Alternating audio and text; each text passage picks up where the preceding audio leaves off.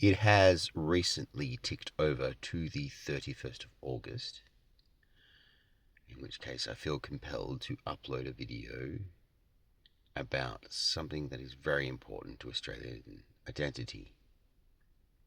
Specifically, identity theft and the proposed, well, not even proposed, it's law that's going to be enacted about banning social media for Australian residents under the age of 16. In principle, I'm against this law. I believe that parents, such as myself, should be more responsible for their children's actions. I believe that parents should have a conversation, an open conversation with their teenage children about these sort of issues. I am also painfully aware of how difficult this is. I am also very, very aware at how disengaged a lot of people are with these sites, with this sort of technology. I understand, I fully understand where these laws are coming from, and I understand the intention. It is a not terrible idea, implemented very poorly. I'm still against the law in principle, but I'm not going to argue over that too much. What really, really, really gets to me is the way that they are thinking about implementing these changes to ensure that under 16-year-olds cannot access social media. It essentially boils down to giving potentially, well, not even, it boils down to giving sensitive information to overseas companies. Now, under the Data Privacy Act, under the Privacy Act, this information needs to be deleted pretty much immediately. I have no faith at all that this will happen. I spent about 10 years working in database and data warehouse development. I have some idea of what I'm talking about. I'm not coming in completely wacko. There are many, many, many probable security risks to this. Not possible, but probable. So number one, if you delete data, it's not actually gone. If you delete something off your hard drive, your computer's hard drive, or your phone's hard drive, it's not actually gone. All it does is it releases the memory address. Sorry, my light has gone off there. All it does is frees up that memory address so it can be overwritten. It doesn't necessarily mean that it is overwritten, so that data can still exist. This is how data recovery programs work. Norton did it with Mac way back in the 80s. He realized that this is the way it happened and was able to recover data. Unfortunately, Norton now is the name Norton now is associated with bad antivirus, but Norton Utilities, Norton Disk Doctor were just amazing tools to use. This guy really understood how computers work. No more tangents. So even if you delete something, the data is still there. If you flag something for deletion within a database, it doesn't necessarily mean that that record has been deleted either. It could be that there are scheduled deletes. So a database has a lot of processes that run, especially a live database. It could be like run this, and then after an hour, after a day, after even longer than that. Yeah, it sounds kind of paranoid, but it could be longer than that. Then that data would be deleted. When that schedule for the data to be deleted, that scheduled process for the data to be deleted happens.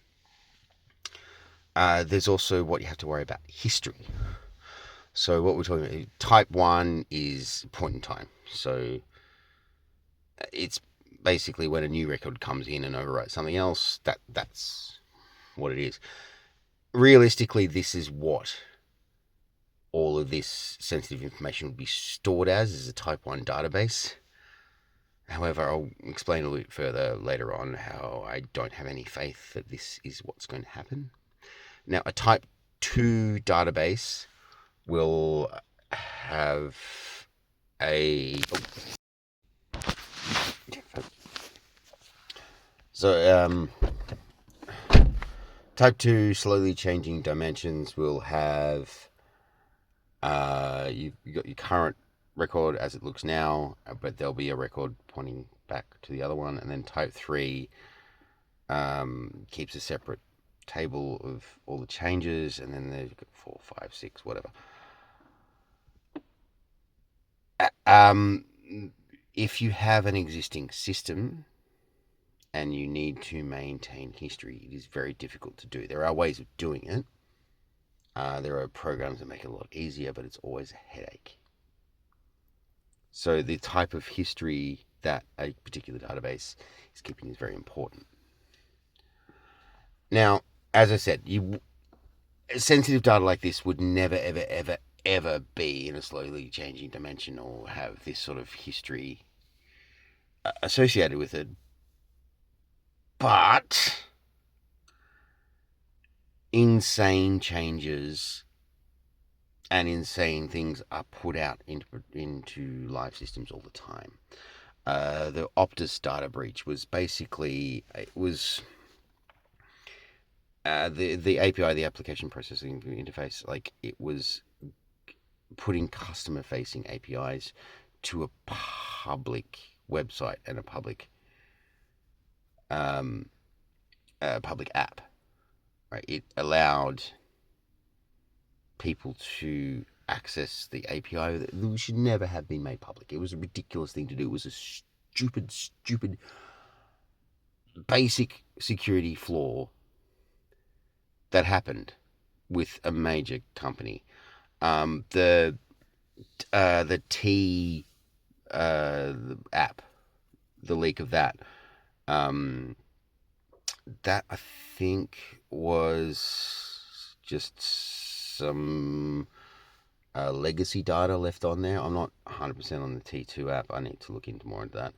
But the Microsoft hack that happened, which left a lot of systems vulnerable, was because things were put in the kernel layer that never should have been put there. The kernel is like, that's the nuts and bolts of how an operating system works, and things should never touch the kernel unless it comes directly from the operating system. What happened was there were some third-party vendors who basically wanted to have some of their hardware run no matter what, and they convinced Microsoft it was a good thing to do, and they put it in untested, and it led some vulnerabilities in the kernel layer, and it let a lot of hardware vulnerabilities. This is base level computing stuff. This is, yeah. There's just 3 recent examples of data breaches that have happened.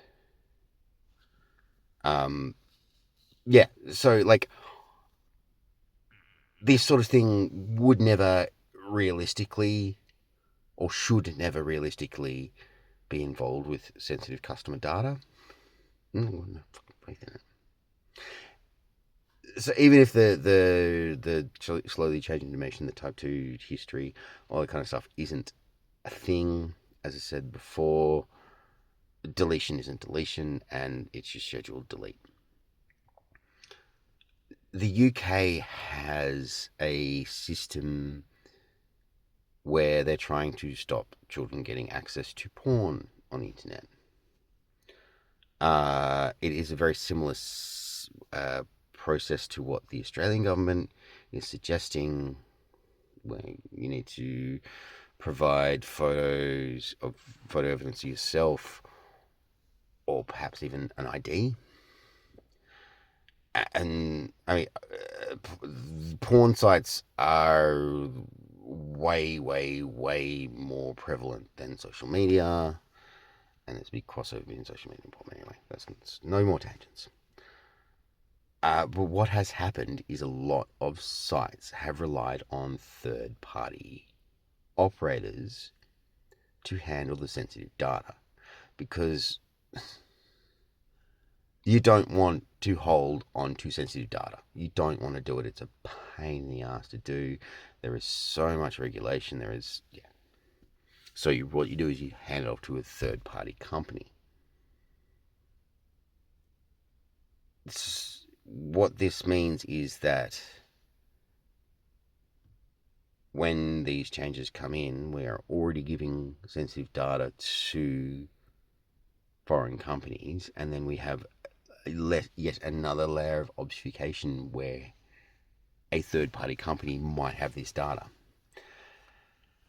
And this is where my problems with slowly changing dimensions, with type 2, with type 3 history comes in, because a lot of these third parties will be using cloud servers. In other words, someone else's computer. That's all it is. A cloud is store your data on someone else's computer. Now, although the third party security firm may have very stringent and very tight security details, there's no telling what the cloud server has. The cloud server will have backups. The cloud server will have point in time backups, so you can, at any point, if the server goes down at any point, they can bring it back up to where it was. And they can do it very quickly. This is part of why you pay so much money to store your data on someone else's computer, is because they guarantee you a certain amount of uptime, and they guarantee you that if something goes down, it'll be up very quickly. And this is where all of these slowly changing dimensions, this is where all of these type 2, type 3 history tables come in. And there's also backups. There will be backups of backups of backups. And for big cloud operators like Google, it is on tape. And if backups, here's another whole thing here, but this data may be backed up at a point in time which was slated for deletion and still exist. And this could happen at any layer. It could happen directly from the social media site. It could happen from cloud, from someone else's computer. So this social media site could store this sort of data on someone else's computer, and they will have backups. It could be a third party that is doing the security, the guarantee that you're actually over 16, and they will have their data on someone else's computer or the cloud.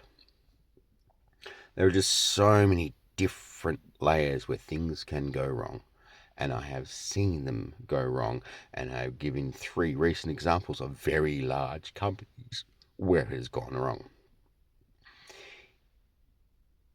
It is a poorly implemented system, and we're just sleepwalking into it. Already, ISPs are keeping metadata on all of your internet traffic, and they have to. It's government regulation that they have to, and it is stupid, just dumb. It's a data breach waiting to happen. No one wants to keep that sort of data.